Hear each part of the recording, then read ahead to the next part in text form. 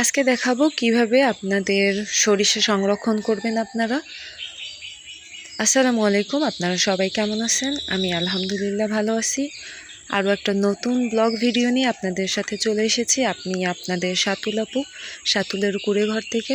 তো যে যেখান থেকে আমার ভিডিওটা দেখতেছেন, ভিডিওটা দেখার প্রথমে একটা লাইক করে দিবেন, আর ভালোবেসে আমাকে একটা সাবস্ক্রাইব করে দিবেন। তো সকালে উঠেই নাস্তা পানি করে এই যে আমি বসে গেছি রান্না বান্না করতে। তো আমি সব গুছাই গাছাই নিয়ে আসছি। তো আপনাদের তো কালকে ভিডিওতে দেখাইছিলাম আমাদের পানিতে অনেক সমস্যা হচ্ছে, তো এর জন্য তো কষ্ট হয়ে যায় সব কিছু করতে। আজকেও পানি আসে নাই, তো সব কিছু তো এখন এই যে কল থেকে আর কি কল চেপে চেপে করে আনলাম। তো কলটাও দূরে হয়ে গেছে, এর জন্য সমস্যা আমাদের। তো এদিকে আর কি সব কিছু আমি গুছাই নিয়ে আসছি। এখন আমার শাশুড়ি আর কি রান্না করতে বসে গেছে। তো আজকে আর কি রিঠা মাছ রান্না করব, টমেটো দিয়ে আর কি ভুনা করব। আর ওদিকে তো ভাত চড়াই দিছি, ভাতটাও হবে আর সাথে সাথে তরকারিটাও হয়ে যাবে। তো এই যে হালকা করে আর কি মাছগুলো আর কি ভাজা দিয়ে নিব, কারণ আমি বললাম যে মাছটা একটু ভাজা দিয়ে রান্না করি, কারণ সব সময় তো কাঁচাই রান্না করে খাই।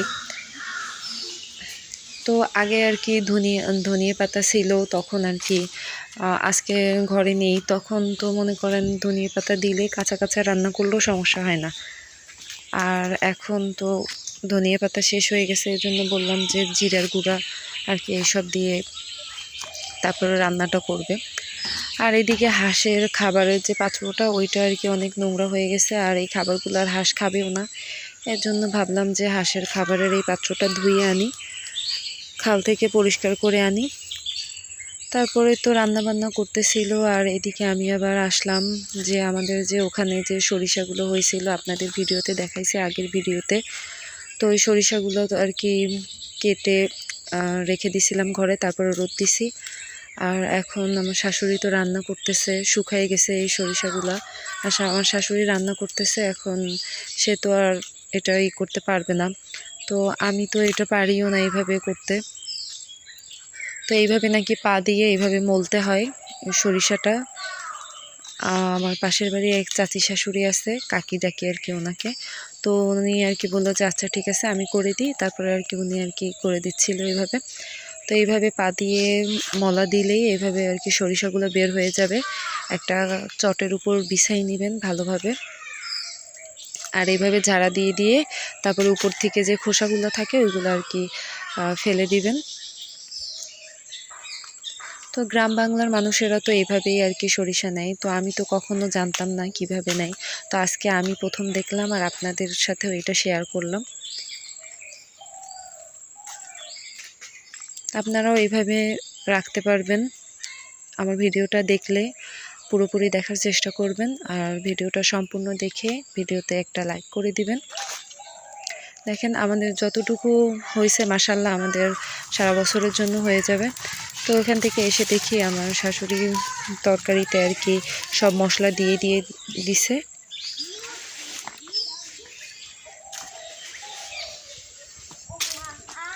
আর ওখান থেকে আবার ওইটাও করা শেষ করে আমি আবার পাত্রটাও ধুয়ে নিয়ে এসেছিলাম। ধুয়ে তারপরে আর কি হাঁসের খাবারটাও করা হয়ে গেছে। এই যে সুন্দর চকচকে পরিষ্কার পরিচ্ছন্ন পাত্রে রাখলে হাঁসও খেতে চায়, যেমন মানুষ খেতে চায় তেমন হাঁসও। তো এই যে মাছ রান্নাও আমার হয়ে গেছে, ওদিকে ভাতটাও হয়ে গেছে। তো রান্না বান্না শেষ করে এই যে আমার শাশুড়ি আর কি ঝাড়তেছিল।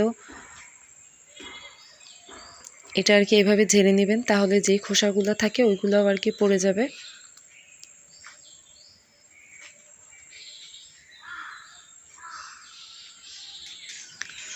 এই তো ঝাড়া শেষ। উপরে আর কি এখন আর বড় কিছু নেই, এখন আছে ছোট ছোট যে ময়লাগুলো, ওইগুলো আর কি হাত দিয়ে এভাবে বেছে নিতে হবে।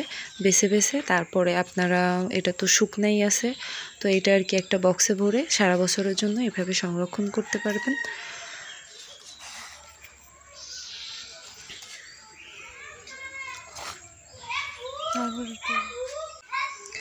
এই যে বক্স নিয়ে আসছি, এই বক্সের মধ্যে করে রেখে দেব।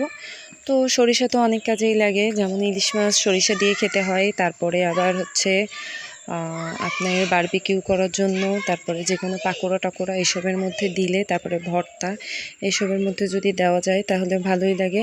আমার কাছে তো ভালোই লাগে খেতে। তো এগুলো হচ্ছে লাল সরিষা। তো আপনারা এইভাবে আমার ভিডিওটা দেখে সংরক্ষণ করতে পারেন। আর আমার ভিডিওটা ভালো লাগলে একটু কমেন্ট করে যাবেন, কেমন লাগছে সেটা আমার ভিডিওতে বলে যাবেন। আর পুরো ভিডিওটা দেখে কমেন্ট করবেন।